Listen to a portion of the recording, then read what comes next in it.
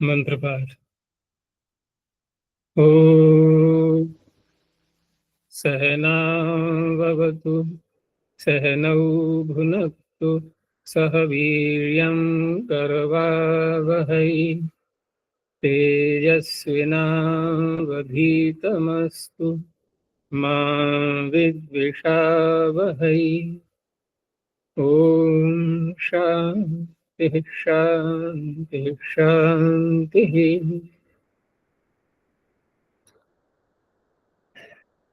काशिका की 10वीं कक्षा प्रथम अध्याय के प्रथम पाद में 44 सूत्रों तक हो गया। कोई प्रश्न है तो पूछो। अच्छा जी, सोडनपुंसकस्य इसमें जो दूसरा वाक्य है, नपुंसके न विधिर न प्रतिषेधः। हम्म ये क्या है नपुंसके? ये क्या है? अच्छा, तो नए समास करके जो प्रतिषेध किसी सूत्र में किया जाता है उसके दो प्रकार होते हैं। एक होता है कि उस विषय में प्रकृत सूत्र नहीं लगेगा, अन्य किसी सूत्र से कोई कार्य होता है तो वो होता रहेगा, इसे कहेंगे पर्युदास प्रतिषेध। दूसरा होता है कि जिस शब्द में नए समास किया गया है उस शब्द का जो अर्थ है उसमें किसी भी सूत्र से वह कार्य नहीं होगा जो कार्य ये सूत्र कर रहा है, इससे भी नहीं होगा औरों से भी नहीं होगा।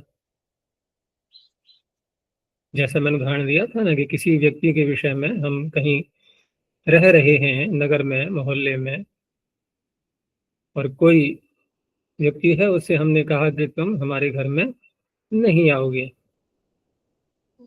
या हम तुम्हारा स्वागत नहीं करेंगे, तुम्हें भोजन नहीं खिलाएंगे, और अन्य को यदि करता है उसका स्वागत भोजन खिलाता है तो निषेध नहीं करेगा ना वो।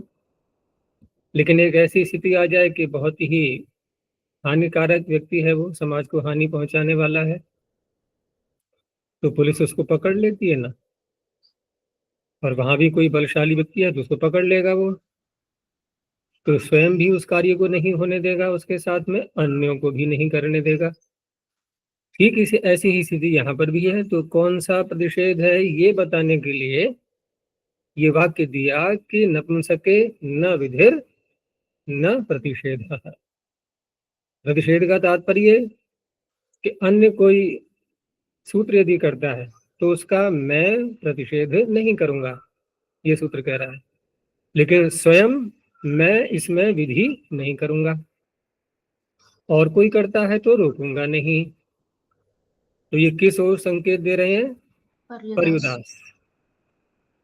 ठीक है ना, शब्द यहाँ नहीं लिया है, लेकिन ये इससे जो अर्थ निकल रहा है उसका तात्पर्य है कि इस सूत्र में पर्युदास प्रतिषेध माना गया है। और अगर ये कहा जाए, इसी वाक्य को बदल दें यदि हम प्रसज्य प्रतिषेध मान करके, तो कैसा वाक्य बनेगा? कैसा वाक्य बनेगा कि नपुंसके न के नापी विधि ही। नपुंसक में कौन संज्ञा कर रहा है? ये सर्वनाम स्थान। कि नपुंसक में सर्वनाम स्थान संज्ञा किसी भी सूत्र से नहीं होगी, तब ये अर्थ होगा कि अनपुंसक से। तो दो तरह के प्रतिषेध होते हैं।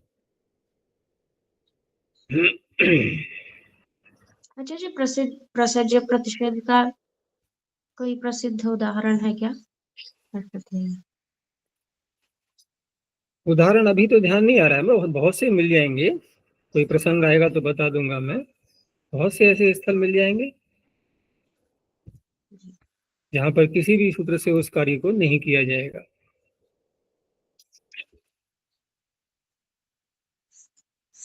और अच्छा जी, कृन्मयजन्तः उसमें उदाहरण आए थे, स्वादुकारम भूंगते। उसमें जो मकारांत कृदंत कारम हुआ है, उसके कारण अमैवाव्ययन से समास किया। और जब हम शुभ उत्पत्ति लाते हैं पूरा समस्त पद से, तो अव्ययादाप सुपह से हटा देते हैं, लेकिन पूरा शब्द अव्यय नहीं हुआ है। पूरा शब्द अव्यय नहीं हुआ है। क्यों? स्वादुम कारम, क्यों? केवल कारम ही कृण में जंतः से हुआ है। समास किसका किया? स्वादु समास जिस सूत्र से किया, अमैवाव्यय। हाँ, तो वहां पर भी इस तरह से अर्थ करेंगे कि कृदंतम कृदंतम एजंतम, यानी कृदंतम मेजंतम, ठीक है ना? कृदंतम मेजंतम, मकारांत और एजंत। तो मकारांत एजंत कौन है? कृत। कृदंत। नहीं, कृत।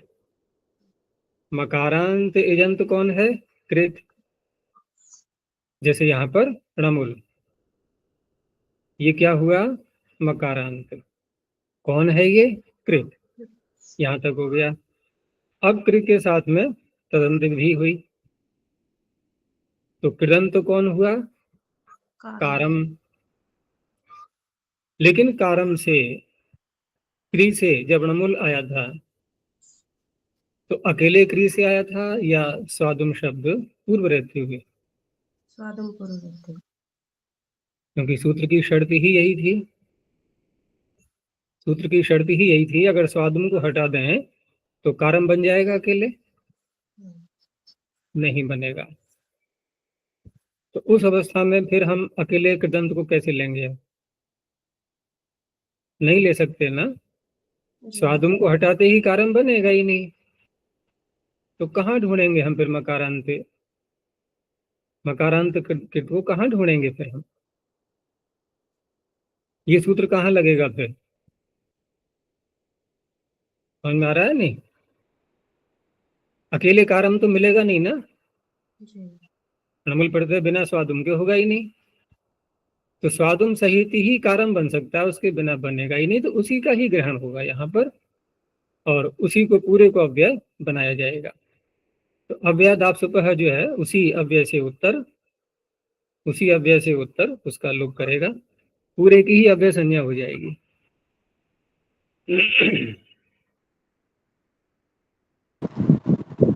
गुरुजी, नवेती विभाषा,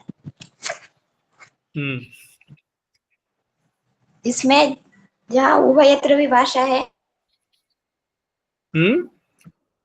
हाँ, जहाँ उभयत्र विभाषा करने वाले सूत्रों में ये संज्ञा की जा रही है। ये संज्ञा वहां घटित होगी जो उभयत्र विभाषा करने वाले सूत्र हैं, और जहां एक ही विभाषा करने वाले सूत्र हैं, प्राप्ति में अथवा अप्राप्ति में, वहां के लिए ये संज्ञा नहीं घटेगी। वहां ये संज्ञा नहीं घटेगी, ठीक है ना?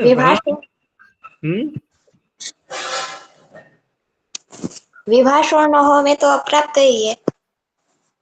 विभाषा पूर्ण हो, विभाषोर्णो। हाँ, विभाषोर्णो जो सूत्र है, तो वो प्राप्त विभाषा है या अप्राप्त विभाषा है, या कि उभयत्र विभाषा है? अप्राप्त। तो फिर वहां नहीं घटाएंगे इसको, क्योंकि स्पष्ट भावाशिक में कहा गया है कि ये सूत्र नवीति भाषा ये किन के लिए बनाया गया है? तो वाक्य यही आता है कि उभयत्र विभाषा प्रयोजयन्ति। उभयत्र विभाषा वाले जो सूत्र हैं, जो विभाषा करने वाले, वही सूत्र प्रयोजन बनते हैं इस संज्ञा के, ठीक है? जो एक ही भाषा करेंगे प्राप्त में या अप्राप्त में केवल, क्योंकि समस्या वही तो आई थी ना, जहां पर एक ही प्रकार की भाषा है वहां कोई समस्या ही नहीं है। प्राप्ति में विकल्प है अथवा अब प्राप्ति में विकल्प है तो समस्या तो किसी आ रही है ना, कोई समस्या नहीं है वहां पर। लेकिन जहां पर दोनों प्रकार की बातें हैं कि प्राप्ति में भी है अप्राप्ति में भी है, तो विकल्प किस में करेंगे फिर हम? तो पहले समीकरण कर दिया गया, उसका एक जैसा बना दिया गया कि कहीं भी प्राप्त नहीं है। अब विकल्प की प्रवृत्ति हो जाएगी, तो न से समीकरण करके और वा से विकल्प की प्रवृत्ति की जाएगी। सूत्र में विभाषा का है, विभाषण हो नहीं, वो तो मैंने कल ही बताया था कि सूत्र में, कल का कक्षा सुन लेना दोबारा। सभी आ जाएंगे। ये सारे जो शब्द है ना, ये सब समानार्थक ही हैं। और वहां पर विभाषा कहने का अर्थ ये नहीं है कि हम प्रश्न उठाते हैं जैसे अन्य सूत्रों में कि पदस्य का अधिकार आया तो कहा कि पद किसे कहते हैं, तो संज्ञा सूत्र के पास पहुंचे। ऐसे यहाँ पर विभाषोर्ण में कहा गया विभाषा की विभाषा किसे कहते हैं, तो संज्ञा सूत्र के पास आ जाएं। ऐसा यहाँ घटित नहीं होगा। यहाँ पर जो अर्थ विभाषा का, वा का, क्योंकि अगर संज्ञा यहाँ पर ले आती हमें, ठीक है ना, तो विभाषा किसे कहते हैं तो हम यहाँ पर आ जाते, न वृत्ति विभाषा। और यदि कहीं पर वा कहा गया है तो आएंगे यहाँ पर। कहीं अन्यत्र साम कहा गया है तो आएंगे यहाँ पर, नहीं आएंगे। लेकिन बहुत से सूत्र ऐसे मिलेंगे जहाँ वा कहा गया है, अन्यत्र साम कहा गया है, वे भी उभयत्र विभाषा है। हाँ, और दूसरी बात कि जहाँ विभाषा कहा गया है ऐसे भी अनेकों उभयत्र विभाषा नहीं है।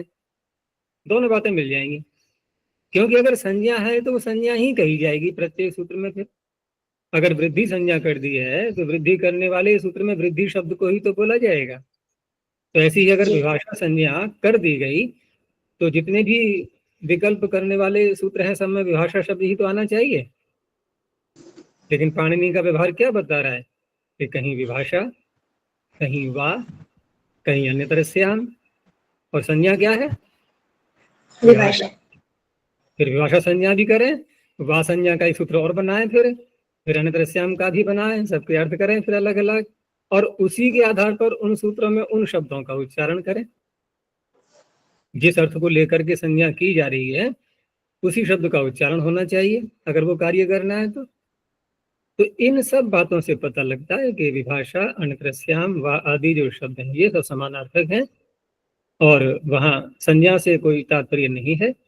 लेकिन जहाँ पर दोनों प्रकार की बातें आती हों कि प्राप्ति भी है अप्राप्ति भी है, वहां का निर्णय करने के लिए इस सूत्र की सहायता ली जाएगी कि हम अर्थ किस शैली से करेंगे, वहां पर संगति कैसे लगाएंगे, इसके लिए है ये। जी गुरुजी, स्पष्ट है। इससे क्या प्रयोजन है आचार्य? जहाँ उभयत्र विभाषा है वहीं पर विभाषा नाम रखते हैं, अन्यत्र वा और अन्यत्र श्याम प्रयोग करते हैं। हाँ, तो वही बात आ गई नहीं। देखो, कोई ऋषि अगर अनेक प्रकार से सूत्रों की रचना करता है, इसे क्या कहते हैं? विविधता। परमात्मा ने वन बनाए हैं जगह जगह, वृक्षों के वन होते हैं ना, तो एक जैसे वृक्ष होने चाहिए एक वन में, दूसरे प्रकार के वृक्ष दूसरे वन में, और एक जैसे उनके वृक्षों के आकार होने चाहिए, एक जैसे पत्ते, एक जैसी ऊंचाई, बिल्कुल समानता। ये विषमता क्यों आ रही है रचना में? पृथ्वी बनाई, कहीं उबड़ खाबड़ है, कहीं ऊंची है, कहीं नीची है, कहीं खाइयां हैं, कहीं पर्वत हैं, कहीं समुद्र हैं, ये क्या है ये सब? तो हम इसको सुंदर बोले या बिल्कुल जैसे माली एक क्यारी बनाता है, सजाता है सुंदरता से, वो सुंदर है? किसको सुंदर कहा जाएगा? तो ऐसे ही ऋषियों की रचनाएं होती है। विविधता भी सुंदरता की ही सूचक होती है और उसमें एक व्यापकता भी आती है, ठीक है ना? एक व्यापकता आती है, क्योंकि पाणिनि कोई नया कार्य नहीं कर रहे भाई। प्राचीन आचार्यों ने भी बहुत से ऐसे शब्दों का प्रयोग किया है अपने व्याकरण के ग्रंथों में, सूत्र बनाए हैं उन्होंने भी, और ऐसे ऐसे शब्द ला करके उन्होंने सूत्रों की रचना की है। तो उस शैली को भी हमें आगे बढ़ाना है। ठीक है ना। और कहीं कोई समस्या आती है उसका निराकरण किया ही है पाणिनि ने। तभी तो स्पष्टता करने के लिए व्याख्याकारों को कहना पड़ा, महाभाष्यकार को कहना पड़ा, क्योंकि ये प्रश्न क्या उस समय के छात्रों के मन में नहीं आएगा जब पढ़ते थे पाणिनि जी से, तो उनके मन में भी तो आया होगा ये कि आप विभाषा संज्ञा कर रहे हो और सूत्र बना रहे हो, कहीं वाह कह करके कि दृश्याम कह करके, और जहां वाह कह करके बना रहे हो वहां भी सूत्र को लगाते हो आप नवेती भाषा को, अन्यत्रश्याम कह के बना रहे हो वहां भी इसको लगाते हो। अगर देखना है तो महाभाष्य में देख लेना, ये वाह और अन्यत्रश्याम वाले भी मिलेंगे वहां, जो कि उभयत्र विभाषा है। और विभाषा वाला भी मिलेगा जहाँ की एक ही विभाषा है। समझ में आ रहा है नहीं मेरी बात? तो ऐसे वहां देख लेना। तो ये शंकाएं उस समय भी तो आई होंगी, तो तुरंत ही महाभाष्यकार ने उत्तर दे दिया उनका कि ये आपको सब जगह नहीं लगाना है। कहाँ लगाना है? उभयत्र विभाषा प्रयोजयन्ति, बस उन्हीं में लगाना है। सार्थक संज्ञा है आचार्य विभाषा। विभाषा, हाँ, विभाषा, भाषा का तात्पर्य हम जो कथन करते हैं, जो हम जिन भावों को व्यक्त करना चाहते हैं, भाष्य व्यक्तायाम वाची, तो उसको हमने विविध रूप से कहा। तो विविध रूपता क्या है यहाँ पर? प्राप्ति में भी कहा विकल्प, अप्राप्ति में भी कहा विकल्प, ये उसकी विविधता हो गई। और जब वी से विविधता अर्थ आ रहा है तो समान सूत्र कैसे बनेंगे? विविध सूत्र होने चाहिए ना विविधता को लिए हुए, ठीक है ना। तो विविधता आ रही है सूत्रों में।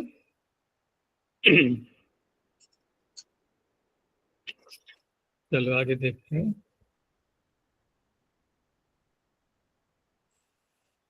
आज मेरी जिह्वा में फिर कष्ट हो रहा है, फिर भी बोलूंगा मैं। आज जाएंगे डॉक्टर के पास में, ये बार बार की समस्या बहुत हो रही है, कोई अल्सर हो जाता है जीभ में, किनारियों पर बहुत कष्ट होता है। तो आगे सूत्र है इज्ञणः संप्रसारणम। यहीं से चलेगा ना जी। हाँ, तो संप्रसारण संज्ञा का ये सूत्र हो गया। हमने अन्य बहुत सारे सूत्र देखे अब तक संज्ञा करने वाले, ये कुछ अलग शैली का है, ठीक है ना। संज्ञा और संजी, ये अब तक जितने हमने देखे सूत्र संज्ञा करने वाले, उसमें संजी को भी समझा हमने और संज्ञा को देखा, लेकिन दो प्रकार का नहीं था वो ऐसा कोई भी सूत्र कि संजी दो प्रकार का बन जाए और संज्ञा एक ही हो। समझ में आया? ये सूत्र ऐसा ही है। यहाँ संजी दो हैं, संज्ञा एक है। संज्ञा क्या है? संप्रसारण। इसलिए अर्थ में व्याख्या में ये कहना पड़ा भूतो भावी वा। कैसे कि इग यो यण स्थाने, यण के स्थान पर जो इक, कैसा एक? देखो वृद्धादेश में जो कहा है तद्भावित तद्भावित, उसमें इसमें थोड़ा अंतर है। यहाँ एक वर्ण की संज्ञा करना और दूसरा है यहाँ वाक्य की संज्ञा करना, वर्ण और वाक्य। तो जहां पर भूत है पहले हो चुका है, वहां तो होगी वर्ण की संज्ञा, और जहां भावी है अभी करेंगे हम, संज्ञा पहले से करनी है हमें, करेंगे। जैसे वहां तद्भावित अतद्भावित में ऐसा नहीं था, वहां तो ठीक है आ आई औ ही हमें लेने थे दोनों अवस्थाओं में, चाहे वो तद्भावित हो या तद्भावित हो। यहाँ ऐसा नहीं है, यहाँ वाक्य की संज्ञा पूरे वाक्य की ही। इस बात को कहने वाला वाक्य कि यण के स्थान में एक होता है, ठीक है ना, ये जो वाक्य बना इसकी भी संज्ञा। और वहां क्या था? तद्भावित अतद्भावित, वहां हमें आ या कोई तो लेना था, चाहे पहले से हो चाहे बाद में आ जाए। तो भूतो भावी वा तस्य संप्रसारणम इत्येषा संज्ञा भवति। आगे और बताएंगे, अभी उदाहरण दे दिया है, यदि का इष्टम वप का उत्तम ग्रह का गृहीतम। अब कहा केचिद उभयथा सूत्रम इदम व्याचक्षते। कैसे? कि वाक्यार्थः संजी, वर्णश्च। हो गया स्पष्ट। वाक्य का जो अर्थ निकल रहा है एक तो वो है संजी और दूसरा वर्ण। वर्ण कौन से? ई उ री लृ, ये इनका भी नाम संप्रसारण। और वाक्यार्थ कि यण के स्थान पर इक होता है, इसका जो अर्थ निकल रहा है, अर्थात यण के स्थान पर इक करना, इसका भी नाम संप्रसारण क्रिया की संज्ञा हो गई है। अब घटाएंगे वाक्य में क्या? क्रिया की संज्ञा हो गई, एक के स्थान पर यण के स्थान पर एक करने रूपी जो हाँ, क्रिया है, वही वाक्यार्थ वही बना। तो वही आगे कह रहे हैं कि एक यणः इति यो वाक्यार्थः स्थान्यादेश संबंध लक्षण। वाक्यार्थ भी ऐसा नहीं कि कोई भी ले लिया हमने, बल्कि वहां पर स्थानीय और आदेश के संबंध के लक्षण वाला। स्थानीय कौन है, आदेश क्या करोगे आप, ये बातें बताने वाला ऐसा जो वाक्यार्थ बनेगा स संप्रसारण संज्ञो भवति। और दूसरा है यण स्थानिक एक वर्ण, यण के स्थान पर जो एक वर्ण आ चुका है, पहले से ही किया जा चुका है, स संप्रसारण संज्ञो भवति इति। अब देखो दोनों बातों में विचार करो कि जहां पर यण के स्थान पर एक हो चुका है पहले, उसकी हम संप्रसारण संज्ञा कर रहे हैं। उदाहरण के लिए संप्रसारणाच्च सूत्र को ले लेते हैं, ठीक है ना।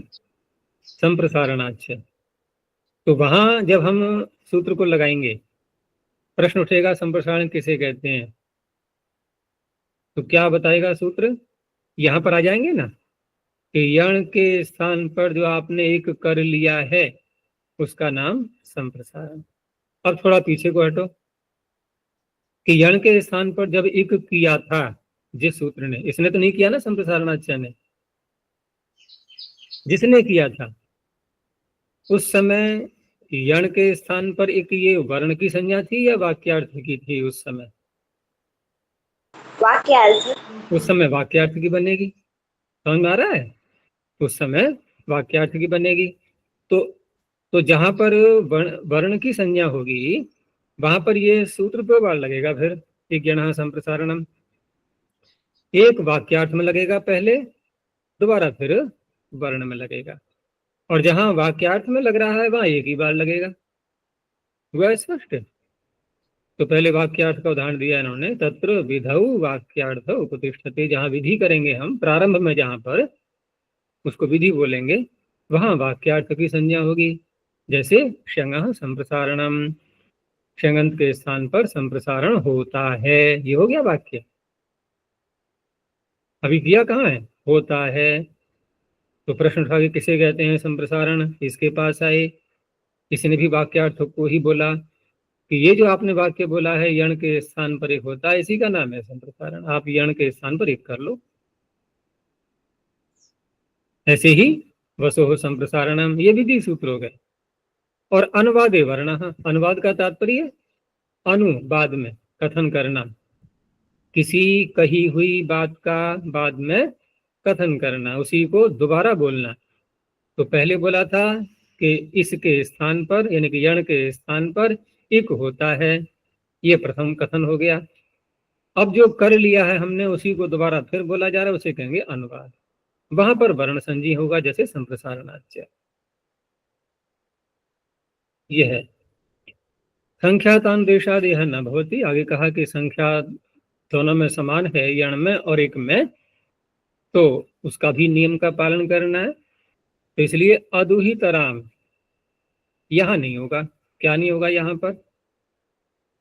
अदुहितराम में तराम को हटा दें पहले, हमें बनाना है अदुहि। तो दुह धातु से लंग लकार लाएंगे कर्मकर्ता में, और कर्मकर्ता में उत्तम पुरुष का एक वचन ईट प्रत्यय ले आए आत्मनेपद में। अब यहाँ पर यक की प्राप्ति होगी फिर, तो कर्मकर्ता जब कर्म में जैसे भाव कर्मणों से लाते हैं साधातु के यक, ठीक है ना, उसी के आगे, तो वहां पर जो यक प्रत्यय लाएंगे तो उस यक का निषेध करने के लिए सूत्र है न दुह स्नु नमाम यक चेणव। इसने निषेध कर दिया। अब इसने निषेध कर दिया तो फिर शब्द तो आएगा ना, शब्द तो उत्सर्ग प्रत्यय है उसका, क्योंकि अदादिगण की धातु है उसका लोप हो जाएगा। तो रहा केवल अडागम और दोह धातु और उत्तम पुरुष का ईट, बन गया अदुही। ठीक है ना, ईट नित्य है, गुण तो हो नहीं पाएगा। अब अदुही शब्द उसके बाद फिर तरप प्रत्यय तिंगष्ट से होता ही है, और उसके बाद आम और जोड़ते हैं उसमें, किमे तिंगव्य घादाम द्रव्य प्रकर्षे। इन सारी प्रक्रिया में ये जो बना है अदुहितराम, इसमें आ जाओ जब हमने लंग के स्थान पर लस्य के अधिकार में टिप तस्जी सूत्र को लगाया था, क्या किया था वहां पर, बोलो। लकार के स्थान में, बोलो आगे, तस्जी लकार के स्थान पर इट किया था। लकार के स्थान पर क्या किया है, इट, यानी कि ई। लकार क्या है, यण, आ रहा है नहीं यण में, और ई क्या है, एक। तो यण के स्थान पर क्या कर रहे हैं हम, एक कर रहे हैं, नहीं कर रहे हैं, इसका नाम संप्रसारण। क्यों, क्या समस्या है। और संप्रसारण नाम रख दें यदि इस ई का, तो क्या होगा, हल से दीर्घ हो जाएगा, हकार से उत्तर आ रहा है ना, हल से उत्तर हल से उत्तर दीर्घ कर देगा वो, अदुहितराम। ठीक है ना। तो अब क्यों नहीं हुआ, तो क्या बताया था यहाँ पर, संख्यातान्वेषात्। लकार यण में आ रहा है कौन सी संख्या पर, प्रत्याहार के क्रम से बोलो, चौथा। चौथा आ रहा है। और ई कहाँ आ रहा है, एक में, इण में, वो पहला ही आ रहा है। तो संख्यातान्वेष नहीं, यहाँ नहीं होगी संप्रसारण संज्ञा। हो गया, संप्रसारण प्रदेशः वसुः संप्रसारणम् इत्येवम् आदयः। आद्यन्तौ घटितौ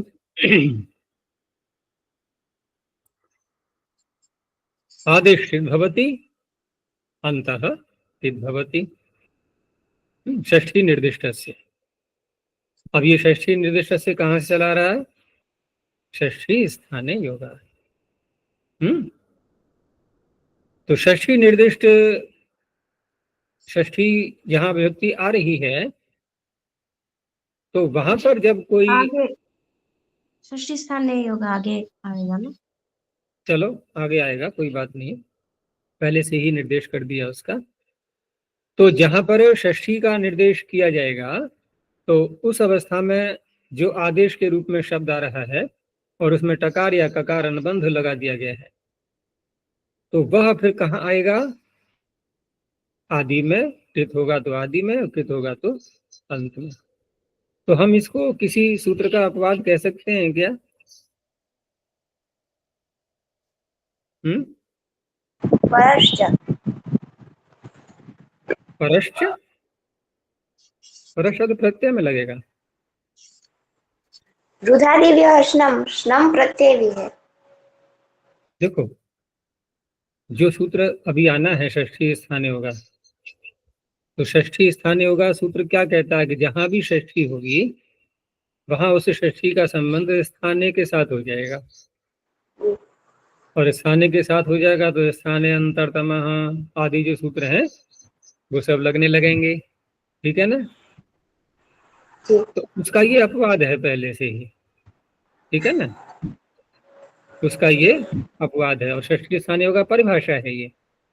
तो उस परिभाषा का ये अपवाद बन रहा है कि यदि उनमें टकार ककार लगा दिया है तो फिर अंत और आदि में होगा। तो लविता, लविता मेडागम है, ये टिक है, आदि में आ गया, प्रत्यय को किया है ना, उसके लिए बलादि अर्धातु। और मुंडो भीषयते में शोकागम कित है, ये अंत में आ गया। कृत प्रदेशाः आधातु कस्य बलादे इत्यमादयः, कृत प्रदेशाः भियो हेतु भयेषु इत्यमादयः। मिथ्योन्त्यात् परः, एक और आ गया ऐसा ही। ठीक है ना, इसी का एक भाई समझ लो, लेकिन एक साथ ही क्यों नहीं बोल दिए फिर ये सब? भाष्टित और कृत और सम्मित और जोड़ देते। लेकिन व्यवस्था कैसे बनती? वो आदि अंत में करना है, और ये अंत्यात् परः अचः, ये वाक्य लंबा है ना थोड़ा, अचः अंत्यात् परः, इतना बढ़ाना पड़ता है ये। फिर दूसरी बात यह है कि इसमें कुछ और भी बात है थोड़ी सी। ये केवल षष्ठी स्थान युवा का ही अपवाद नहीं है, ये किसी और का भी अपवाद है, ये बात भी जुड़ी हुई है इसमें। तो अचः इति निर्धारण है षष्ठी। निर्धारण में षष्ठी है, अचः में विभक्ति कौन सी है? षष्ठी बता ही दिया। वचन कौन सा है? एक वचन। एक वचन। बहुवचन में क्या बनता है? अचाम। तो अच एक है क्या? अच प्रत्याहार में एक ही वर्ण आता है क्या? अच प्रत्याहार में तो बहुत सारे वर्ण आते हैं, तो अचाम होना चाहिए, ठीक है ना? जाति माइक बंद कर लेना। तो अचाम होना चाहिए। तुम लोग माइक खोल के बैठते हो तो नहीं होती है ध्वनि, बताने क्यों? और इसके माइक से होने लगती है बहुत। ये पीछे भी कई बार देखा गया है ऐसा। कारण नहीं समझ में आता है इसका क्या है। तुम लोग का खुला रखोगे तब भी कोई अंतर नहीं पड़ता है।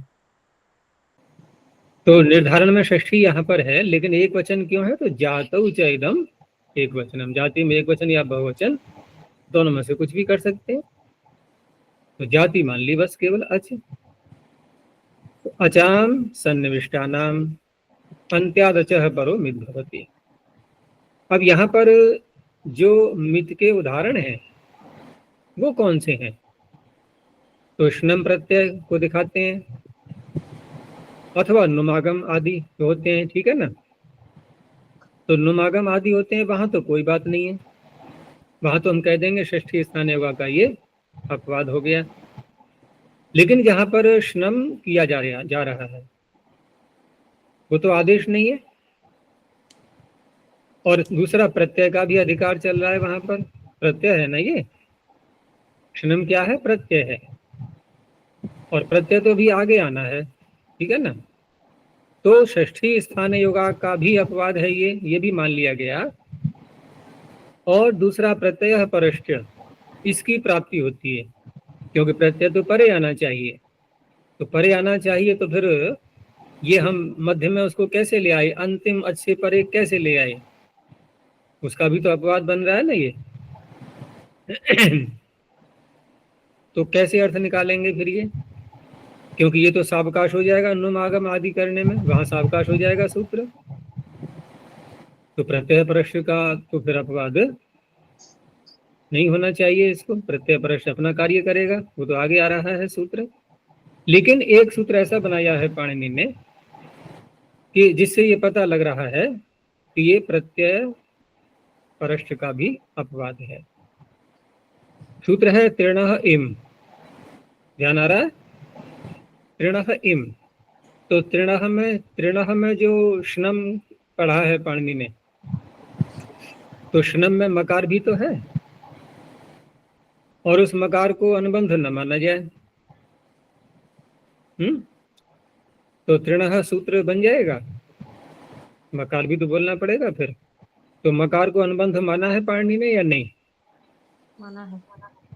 अच्छा, और मकार को अनुबंध माना है तो मकार का प्रयोजन हम क्या लेंगे? जैसे शप में अनुबंध लगाया अकार, तो पित करके हम साधातु कमपित आदि सूत्रों को लगा करके उनका प्रयोजन देख लेते हैं। और जहां अनुबंध नहीं लगाया कोई, जहां अनुबंध नहीं लगाया है, जैसे श है, अनुबंध कोई का तात्पर्य अंत में हल वाला अनुबंध, श है, शना है, ऊ में तो कोई भी अनुबंध नहीं है। तो वहां पर वैसा निर्देश है क्योंकि वहां कोई प्रयोजन नहीं।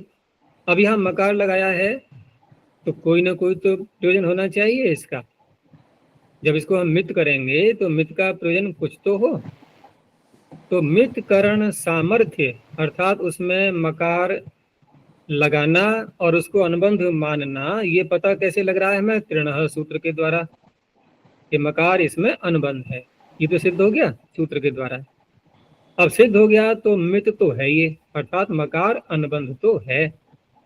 अब अनुबंध है और अनुबंध कहीं पर सार्थक हो नहीं रहा है किसी कार्य के लिए। कब होगा सार्थक? जबकि हम इस सूत्र को प्रत्यय परष्ठ का भी अपवाद मान लें तब सार्थक होगा। तो इसलिए यहाँ पर विरुणद्धि, मुंचति और नहीं विरुणद्धि में, तो विरुणद्धि में जो है ये स्थानीय योग का भी अपवाद हुआ और प्रत्यय परष्ठ का भी अपवाद हुआ। और मुंचति पयांसी में तो नुम आ रहा है, ठीक है ना, यहाँ तो कोई बात ही नहीं है ऐसी प्रत्यय वाली, तो वहां पर वो स्थानीय योग का अपवाद हो जाएगा। तो दोनों का अपवाद है ये। मित प्रदेशः उदादिभ्यः श्नम इत्येवम् आदयः। अब एक शब्द इसमें ऐसा है जो कि अगर हम अंतिम अच से परे कर देते हैं वहां पर मित आदेश तो बनेगा नहीं वो। जैसे मग्न शब्द बनाना है या मंगता ऐसा बनाना है तो पहले बनाओ, कैसे बनाओगे? धातु है मस्ज, निष्ठा प्रत्यय हुआ, मूल धातु क्या है? ओ, ओदित है, तो ओदित होने से निष्ठा के तकार को नकार कर लो, तो मस्ज न, यहां तक आ गए, ठीक है ना। अब नुमागम किससे करेंगे? मस्ज धातु में नुमागम का सूत्र मस्जी नशोर झली, और नुमागम को नियम के अनुसार लाओ अंतिम अच से परे। कौन सा है अंतिम अच? म में अ, तो मन लेकिन नकार सकार जकार, ये जो क्रम रहेगा, नकार सकार जकार। तो नकार सकार जकार में अगर हम सकार का लोप करना चाहें इसको सेकादुरंते से कर पाएंगे? संयोग आदि में है ही नहीं है ना, तो मग्न नहीं बन सकता, ठीक है ना। ऐसे ही मंगता में भी, मंगता भी नहीं बन पाएगा। मंगता में भी मस्ज में अगर नुमागम को हम अंतिम अच से परे ले आए तो वहां पर भी सकार का लोप नहीं हो पाएगा, ठीक है ना। तो इसलिए वार्तिक बताया गया कि मस्जे अंत्यात् पूर्वम नुमम इच्छन्ति। आचार्य लोग मस्ज धातु में अंत्यात् पूर्वम का तात्पर्य अंतिम जो भी वर्ण है धातु में उससे पूर्व चाहते हैं। तो अंतिम वर्ण क्या है मस्ज में? जकार, उससे पूर्व आएगा, तो स्थिति क्या बनेगी? सकार जकार नकार, नहीं सकार जकार, आगे निष्ठा प्रत्यय है न, सकार नकार जकार। अब संयोग आदि में सकार आ गया, संयोग आदि में सकार आ गया, उसको हटा दिया हमने। अब क्या रह गया? नकार और जकार। अब नकार का भी लोप कर सकते हैं, नकार का लोप, नकार का लोप कर पाएंगे नहीं कर पाएंगे? अब अनिदेता हम, तो जकार रह गया, उसको मग्न, ठीक है ना, जकार को ट्योकू लगा करके मग्न। तो यहाँ पर जो प्रयोजन दिया है ना निगमम इच्छन्ति, अनुषंग संयोगादि लोपार्थ।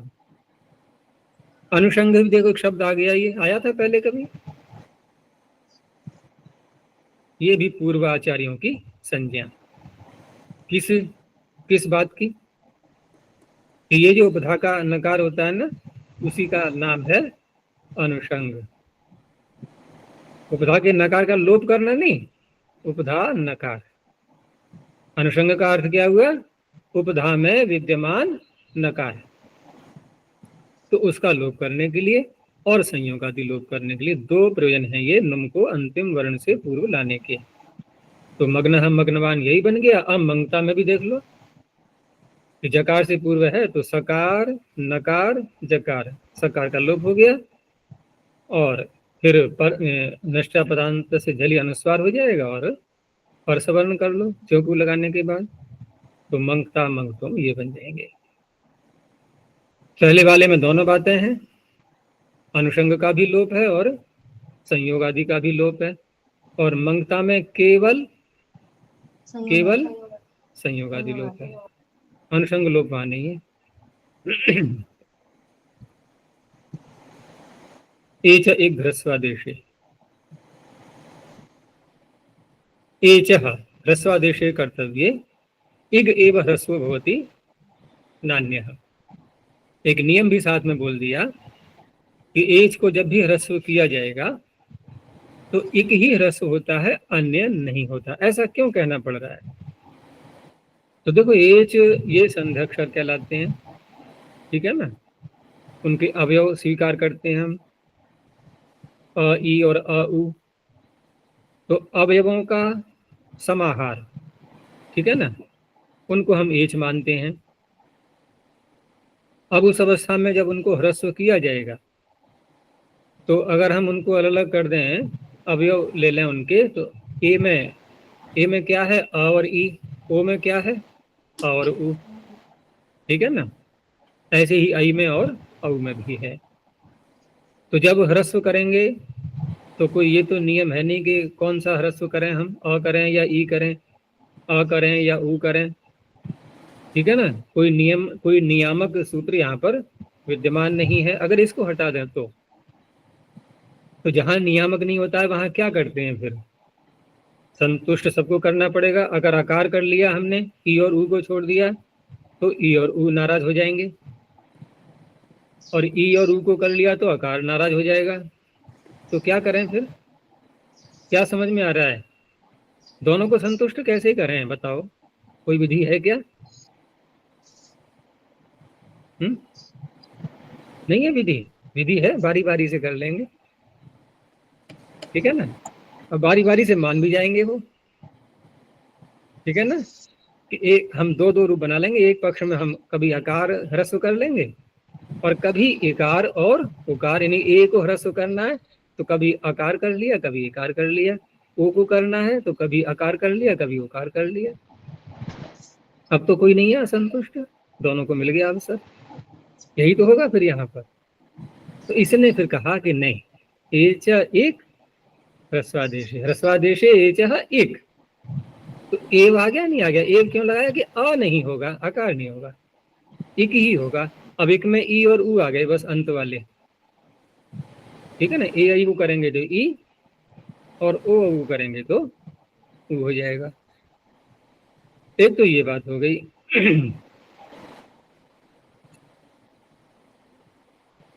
दूसरा एक ये है कि इसमें जब इक ह्रस्व करेंगे, ठीक है ना, तो ए आई ओ औ ये दीर्घ हैं या ह्रस्व हैं? इनका तो ह्रस्व होता ही नहीं है। और इनके स्थान पर हम ह्रस्व कर रहे हैं। जैसे ए आई के स्थान पर हम ई लाए तो ह्रस्व ई आना चाहिए या दीर्घ ई आना चाहिए?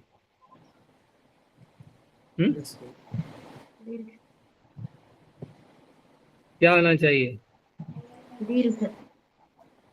दीर्घ आना चाहिए ना। अण्वे सवर्ण से चा प्रत्यय। तो देखो, अण्वे सवर्ण सा प्रत्यय सूत्र आएगा, अभी थोड़ी आया है।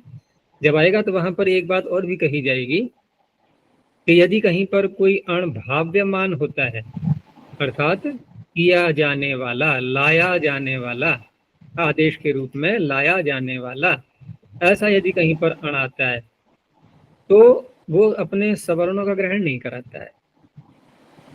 तो प्रश्न उठेगा, ये बात आपने कहाँ से समझी, कहाँ से जानी, या आपकी मनगढ़ंत है ये अपनी? जब सूत्र है हमारे पास में अण्वे सवर्ण स्या प्रत्यय, तो आपकी बात को हम क्यों स्वीकार करें कि भाव्यमान अण जो है वो सवर्णों का ग्रहण नहीं कराता? परिभाषाएं जो होती, परिभाषा ही है ये कि भाव्यमान अण सवर्णान न गृह्णाति। लेकिन परिभाषा कह देने मात्र से तो बात नहीं बनेगी ना। अभी तो मैंने कहा था कि परिभाषाएं जो है प्रायः करके दो प्रकार की हैं, लेकिन प्रायः का तात्पर्य अधिक मात्रा में है ज्ञापक, ज्ञापन से निकलने वाली, ठीक है ना। और दूसरी जो होती है उन्हें कहते हैं वाचनिकी। तो यहाँ पर ज्ञापक करने वाला, ज्ञापक बताने वाला सूत्र कौन है? दिव उत। तो दिव उत में दिव के स्थान पर जो उकार कर रहे हैं हम, तो वहां पर उकार भाव्यमान है या नहीं है? और अण में आ ही रहा है, और नियम बना दिया कि अण सवर्णों का ग्रहण जो है वो नहीं कराता है भाव्यमान, तो फिर यहाँ तकार क्यों लगाया? देखो यहाँ जो बात आई ना कि भाव्यमान अण सवर्णा न गृह्णाति, ये बात निकल के आई कैसे? अप्रत्ययः अनुदित सवर्णस्य च प्रत्ययः। हाँ, अणुदित सवर्ण से प्रत्यय है, सूत्र जो है वो तो ये कह रहा है कि अण प्रत्याहार में आने वाले वर्ण अपने सवर्णों का ग्रहण कराते हैं। तो जब ये परिभाषा निकली ना कि भाव्यमानो सवर्णान न गृह्णाति, तो वहां पर साथ में तो ये भी कहा गया कि उकार यदि है भाव्यमानो उकारः सवर्णान गृह्णाति, तो ये तो बात निकल आएगी दिवउत से। अभी हम उस पर नहीं जा रहे कि उस परिभाषा को हम कैसे लाएंगे, लेकिन दूसरी जो परिभाषा आई कि भाव्यमान यदि उकार है, पूरे अण में से एक वर्ण को ले लिया, पूरे अण में से एक वर्ण को ले लिया, अन्य जो अण रह गए जैसे कि तदादि नाम आ है ना वहां पर, वो भी तो भाव्यमान है, तो वो नहीं कराता सवर्णों का ग्रहण, या कराता है? कराएगा? नहीं कराएगा ना। लेकिन उकार जो है वो करा लेता है। तो उकार कराता है ये पता कैसे लगा? क्योंकि हमें उकार दो प्रकार का मिल रहा है, एक तो हमने देखा देवउत में, और दूसरा एक उकार और भी है, अदसो शेर दादू दो, वहां भी ऊ आ रहा है, वहां है तपर, और देवउत में तपर है।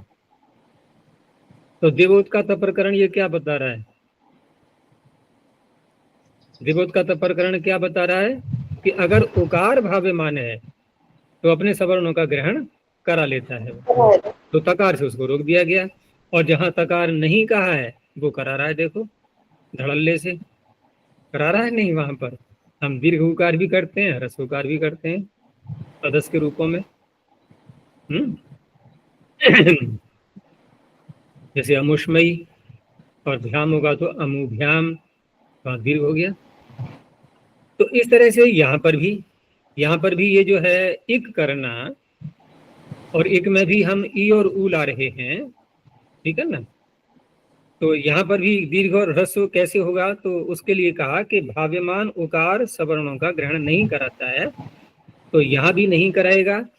लेकिन उससे भी नहीं बनी बात, फिर इकार का निर्णय कैसे करेंगे हम? ऊ का तो कर लिया हमने, ऊ का तो कर लिया कि सवर्णों का ग्रहण नहीं कराएगा, लेकिन आप तपर तो नहीं पढ़ रहे ना यहाँ पर एक में। तो इन सब बातों से निर्णय हो नहीं पाया। तो अंतिम समाधान क्या है? हमने ध्यान ही नहीं दिया कि सूत्र बना कैसा है। रचना देखो दोबारा जरा इसकी, देखो सूत्र हम बहस करे जा रहे हैं, और सूत्र की रचना को देखना जरा। देखो कभी कभी विषय को थोड़ा अधिक खोलने के लिए हम कुछ बातें अनदेखी करके और अपने जो है प्रश्नोत्तर उठाने लगते हैं। ये भी एक शैली होती है ऋषियों की, थोड़ा बुद्धि को प्रखर बनाना, ठीक है ना, और थोड़ा अपनी बौद्धिक क्षमता को एक दूसरे के सामने दिखाना। जैसे पहलवान लड़ते हैं ना कुश्ती आपस में, जैसे यहाँ पर भी है। वैयाकरण भी तो एक पहलवान है ना वाणी के, तो ये भी अपना अपना परीक्षण करते हैं। तो कुछ बातें अनदेखी करके पहले अन्य बातें उठा ली जाती हैं। ये बात महाभाष्य में भी आएगी जगह जगह। और एक छोटी सी बात जो है उस पर से दृष्टि हटा ली हमने।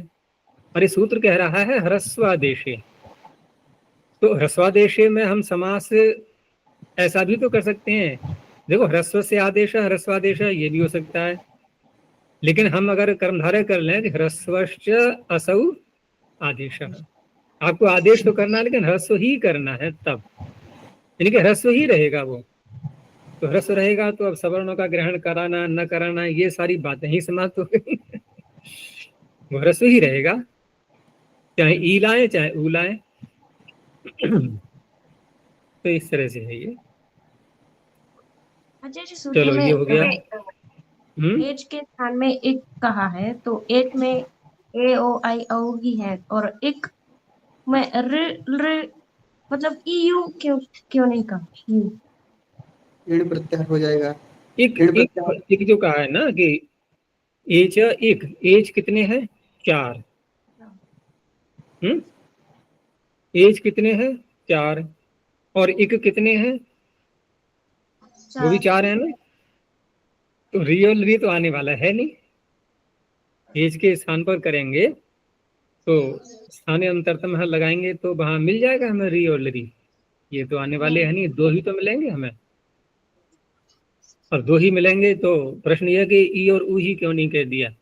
तो ये भी तो थोड़ा बुद्धि में निखार लाना है ना पढ़ने वालों की, कि हम कैसे किसी निर्णय तक पहुंचते हैं। सीधा ई और ऊ बोलते तो फिर ये बातें सामने आती कि ये 4 हैं, ये भी 4 हैं, तो क्रम से होना चाहिए। तो फिर देखा अरे री और ली तो मिले नहीं, थोड़ा देर लगी ना समझने में, बुद्धि को प्रयोग करते करते करते फिर पहुंचे वहीं पर जाकर के 2 ही मिल पाएंगे। और सीधा ही 2 बोल दें फिर क्यों सोचेंगे हम, क्यों दौड़ाएंगे बुद्धि इधर उधर के लिए।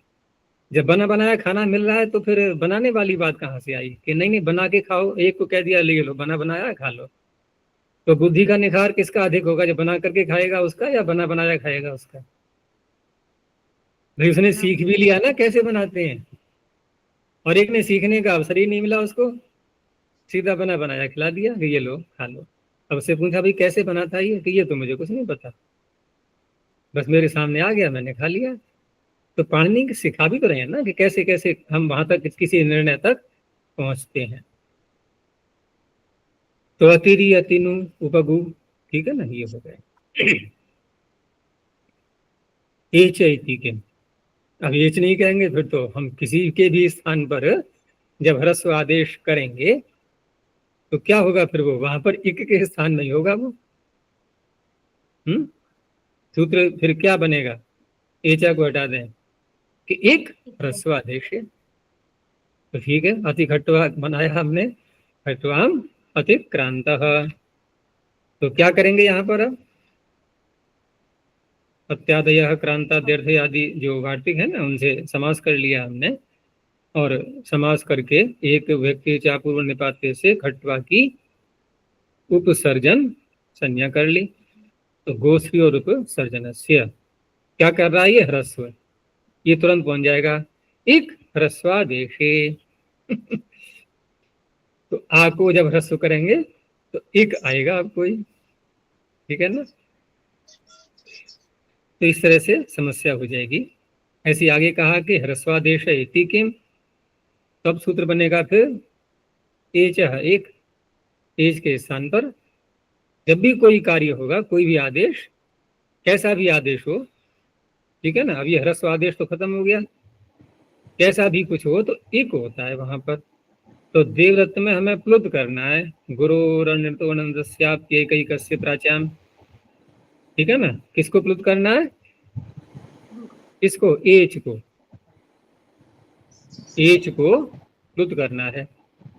गुरुरन्यतोऽनन्दस्याप्येकैकस्य प्राच्याम, एच कहाँ से आ रहा है, ऊपर से आ रहा है ना, एच की अनुवृत्ति आ रही है एच। तो दे में ए है ना, दे में ए आ रहा है, ये एच में आ गया, इसे करना है प्लुत। तो प्लुत क्या है, ये आदेश, इसके स्थान में कर रहे हैं एच के स्थान पर। तो क्या होना चाहिए, ह्रस्व। तो दे का क्या बन जाएगा, दी, देवदत्त बन जाएगा। प्लुत तो करेंगे उसको हम, लेकिन देवदत्त। अब क्योंकि यहाँ पर ह्रस्व नहीं कहा, वहां क्या कहा है, प्लुत, इसलिए ह्रस्व आदेश कह दिया सूत्र में। ह्रस्व रूपी आदेश करना हो तब ये सूत्र लगता है।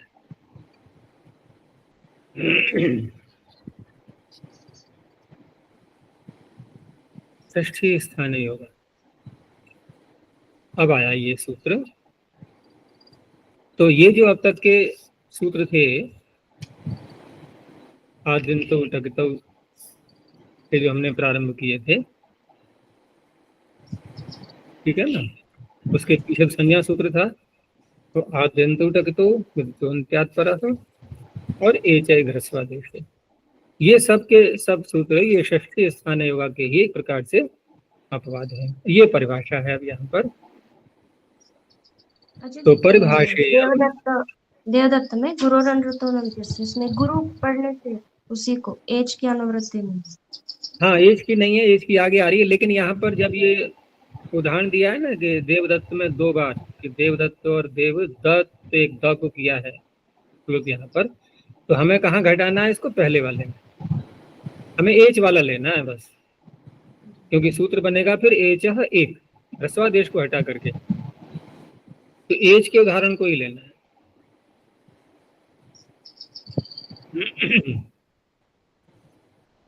तो परिभाषेयम योग नियमार्था, संबंध का नियम करने के लिए, योग माने संबंध, कि ये परिभाषा षष्ठी जहां आती है वहां पर उसका संबंध कैसे जोड़ा जाएगा उसका नियम करने के लिए है। ये प्रसंग आ क्यों रहा है? क्योंकि षष्ठी के अनेक अर्थ होते हैं, इसलिए तो उसका संबंध जोड़ना है हमें स्थान शब्द के साथ, और स्थान का भी अर्थ यहाँ पर बताया जाएगा कि स्थान का अर्थ है यहाँ पर प्रसंग, ठीक है ना। स्थान का अर्थ प्रसंग लेना है, वो आगे बताएंगे अभी। तो यह शास्त्रे, अब क्योंकि परिभाषा है ये, तो परिभाषा कहाँ लगती है? जहां नियम नहीं निकल पाता कोई, ठीक है ना, अनियम की स्थिति आ जाती है, तब परिभाषा की आवश्यकता होती है। तो इस शास्त्र में, यह शास्त्र या षष्ठी अनियत योगा, सारी षष्ठियां नहीं लेनी है हमें, सारी षष्ठियों की आवश्यकता नहीं है। जहां पर स्पष्ट बता दिया गया है वहां नहीं लगाना है इसको। तो या षष्ठी अनियत योगा श्रूयते सा स्थाने योगा एव भवति, वो स्थान शब्द के साथ में संबंध वाली ही होती है, न अन्य योगा, अन्य शब्द के साथ में संबंध वाली नहीं होती, ये तात्पर्य है। स्थाने और खोला उसको, स्थाने योगस्य निमित्त भूते सति सा प्रतिपत्तव्या, इन स्थाने योगस्य निमित्त भूते सति, स्थाने योग जो किया गया, स्थान के साथ में उसका योग होता है, तो बस वही उसका निमित्त बनेगा, वही कारण बनेगा। उसके निमित्त हो जाने पर ही उस षष्ठी को वहां पर घटाया जाएगा। वह षष्ठी उसी प्रकार से प्रतिपत्तव्या माने समझनी चाहिए। और फिर इसीलिए स्थान शब्द को भी खोला गया है, क्योंकि स्थान के हम अनेक अर्थ ले लेते हैं। जैसे यहाँ इन्होंने व्याख्याकारों ने दिया भी है कि कहीं कहीं पर स्थान का अर्थ होता है अपकर्ष, जैसे कहा कि गाय के स्थान पर अश्व को बांधो, तो क्या करेंगे? अब गाय को वहां से हटाएंगे और अश्व को बांध देंगे, ठीक है ना। गाय कहीं और बांधी जाएगी, फिर गाय कहीं पर और बांधी जाएगी, तो गाय को नष्ट तो नहीं किया ना, कि नहीं गाय को खत्म करो अश्व को बांधो, ऐसा तो नहीं अर्थ निकालेंगे ना, कि गो स्थाने अश्वः बध्यताम, तो गाय को मारा नहीं जाएगा, वहां से नष्ट नहीं किया जाएगा, गाय का स्पर्श और अश्व को वहां पर लाया जाएगा, ठीक है ना। और कहीं कहीं पर निवृत्ति अर्थ में भी होता है ये स्थान शब्द, अस्ति च निवृत्ति वचनः, जैसे श्लेष्म हो गया किसी को श्लेष्मा, तो श्लेष्मणः स्थाने कटुकम औषधम, तो क्या अर्थ हुआ यहाँ पर? श्लेष्म की निवृत्ति करने का अर्थ है यहाँ पर, उसके लिए कटुक औषधि बनती है। और एक प्रसंग अर्थ में भी, जैसे श्रौत सूत्र में प्रसंग आता है कि दर्भाणाम स्थाने शरैः प्रस्तरितव्यम, कि दर्भ की जहाँ बात आती है, प्रसंग आता है, तो वहां पर शरों को बिछाना चाहिए। दर्भों की जगह पर दर्भ नहीं मिलते हैं, तो दर्भों के प्रसंग में शरों का प्रस्तरण करना है, ये प्रसंग अर्थ हो गया। तो प्रसंग में अब क्या शरों को लाया जाएगा, दर्भों को लाया जाएगा पहले? नहीं, दर्भों का प्रसंग आ रहा है, जैसे हमें अस धातु का प्रसंग आ रहा है बोलने का, अभी बोला नहीं है हमने, अस धातु का प्रसंग आ रहा है, क्योंकि अस के हम रूप चलाने लगे, तो कहा नहीं, आर धातु प्रत्यय जहाँ आएंगे वहां पर हम अस का प्रयोग नहीं करेंगे, अपितु भू का प्रयोग करेंगे। प्रक्रिया में तो ऐसे ही दिखाते हैं कि अस को लाएंगे, पहले लिखेंगे, फिर कहा कि अस के स्थान में भू होता है, यूं ही समझाते हैं ना प्रारंभ में, लेकिन वास्तविकता क्या है वहां पर? क्योंकि अस के स्थान में बोलेंगे तो प्रश्न उठेगा अस कहाँ चला गई, कहाँ चली गई अभी? भाई गाय के स्थान पर अश्व को बांधा तो गाय को दिखाएंगे नहीं, देखो ये रही गाय, अब दिखाओ अस कहाँ पर है। तो वहां क्या है? प्रसंग, प्रसंग आ गया। क्यों? अस के रूप चला रहे हैं हम, असी ही हमारे पास में है अभी। तो कहा नहीं, आधातु प्रत्यय है तो आप भू का प्रयोग करो, अस्तिर भू भ्रुवची, इस तरह से। तो आगे व्याख्या में कहा कि स्थान शब्दश्च प्रसंगवाची, उदाहरण दे दिया है आगे, यथा दर्भाणाम स्थाने शरैः प्रस्तरितव्यम इति दर्भाणाम प्रसंगे इति गम्यते। एवं यह भी अस्ते स्थाने अर्थात प्रसंगे भूर्भवति, भू आदेश हो जाता है, भविता भवितुम भवितव्यम, पूर्वः प्रसंगे वचिर्भवति, वक्ता वक्तुम वक्तव्यम। प्रसंगे को खोला कि संबंधस्य निमित्त भूते ब्रुवः इति षष्ठी। अब ये जो ब्रुवः में या अस्तेह में जो षष्ठी आ रही है, ये षष्ठी संबंध के कारण से आ रही है, अर्थात प्रसंग का अर्थ किया यहाँ पर कि संबंधस्य निमित्त भूते, इसलिए उसी प्रसंग अर्थ को लेते हुए उसकी जगह पर हम उस शब्द का प्रयोग करेंगे। अब ये जो बात आई थी कि इस सूत्र की आवश्यकता पड़ी क्यों, क्योंकि आपने कहा है ये परिभाषा है, और साथ में आपने ये भी कह दिया कि ये अनियत योगा षष्ठियों में लगती है। तो फिर ये अनियत योगा षष्ठी क्यों हो रही है? अरे षष्ठी है तो उसका कोई एक निश्चित अर्थ होना चाहिए। तो कह रहे हैं नहीं, बहुवो ही षष्ठी अर्थ, षष्ठी के तो बहुत सारे अर्थ होते हैं। और यहाँ तक कहा गया कि 101 अर्थ, अब निकालते रहो 101 अर्थ कहाँ कहाँ कैसे कैसे। तो थोड़ा सा दे दिया है यहाँ पर बहुवो ही षष्ठ्यर्थाः कि स्वस्वामी, जहाँ स्वस्वामी का प्रकरण आता है कि ये मेरा स्व है, ये मेरा स्वामी है, तो स्व बोलेंगे तब भी षष्ठी, स्वामी बोलेंगे तब भी षष्ठी है। अनंतर, अनंतर अर्थ में भी आता है, अनंतर का अर्थ यहाँ पर समीप, कि इसके समीप, ऐसे भी षष्ठी का अर्थ निकालते हैं। समीप ऐसे आगे भी ले लिया। अनंतर का अर्थ यहाँ पर स्वस्वामी और अनंतर, वैसे होगा तो अर्थ वही व्यवधान रहित, लेकिन प्रयोग करते समय कहीं अनंतर प्रयोग करेंगे, कहीं समीप करेंगे, लगभग मिलता जुलता ही अर्थ है उनका। और कहीं समूह, जैसे किसी का समूह, और विकार अर्थ में भी षष्ठी होती है। विकार अर्थ में तद्धित प्रत्यय भी होते हैं ना, उसी प्रकार से।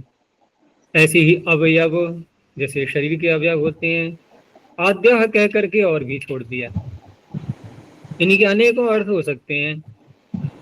और जब कहीं किसी सूत्र में षष्ठी आएगी और अनेकों अर्थ उसके विद्यमान हैं, तो होगा क्या, कोई नियामक परिभाषा तो बनी नहीं। अगर ये नहीं बनाएंगे तो उस अवस्था में क्या होगा कि सारे के सारे अर्थ उपस्थित हो जाएंगे।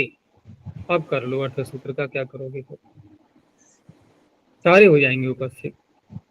तो तत्र यावन्तः शब्दे संभवन्ति, अब उसमें सारे हो जाएंगे उपस्थित, तो जितने संभव हैं जो वहां पर घट सकते हैं वो सब उनकी प्राप्ति होगी। तो तेषु सर्वेषु प्राप्तेषु नियमः क्रियते, क्योंकि जैसे अस्थिर भू बोला तो अस के निकट बैठा देंगे भू को, अस भी रहेगी वो भी रहेगी, ठीक है ना। ये भी तो हो सकता है, हम अस को हटाएं क्यों, अस को न बोल करके भू को ही क्यों बोलें? भाई अस्थिर भू, अस को ही बोलो, भू को ही बोलो, दोनों मिला के बोल दो ना, आपत्ति क्या है उसमें। तो कोई निश्चय नहीं हो पाएगा कि कैसा अर्थ किया जाए। उसके लिए सूत्र बना दिया गया फिर कि षष्ठी स्थाने योगा इति, समास दिखा दिया है। अब ये क्योंकि प्रश्न ये उठेगा कि आपने स्थाने योगा बोला सूत्र में, ये कैसे बना लिया? आप स्थाने में सप्तमी भी दिखा रहे हो, तो सप्तमी का पहली बात तो अलुक करना होगा, तो कोई सूत्र भी तो हो ऐसा। फिर समास कौन सा दिखा रहे हैं? तो कह रहे हैं स्थाने योगः अस्याः। कौन सा हुआ समास? बहुव्रीहि, तो बहुरी तो समानाधिकरण होना चाहिए। स्थाने में सप्तमी, योगा में प्रथमा, ठीक है ना।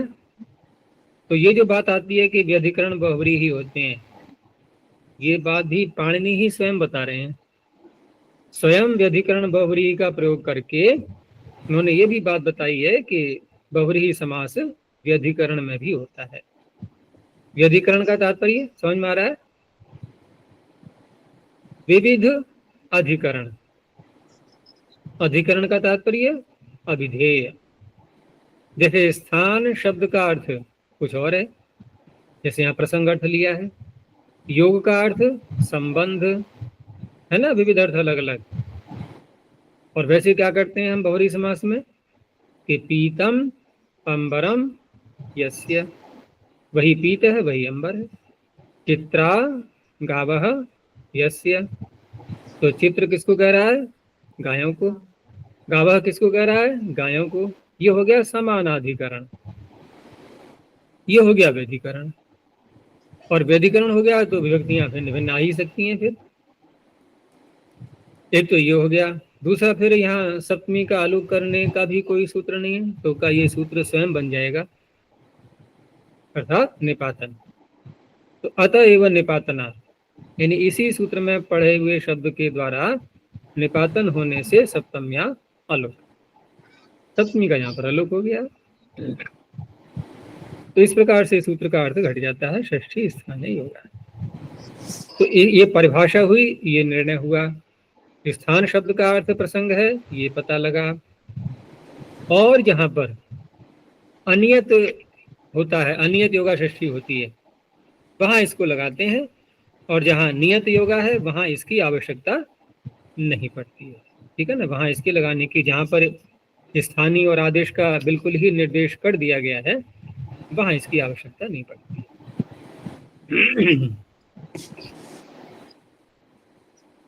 ठीक है, अभी यहीं तक रखते हैं, आगे फिर देखेंगे। प्रणव ध्वनि। ओ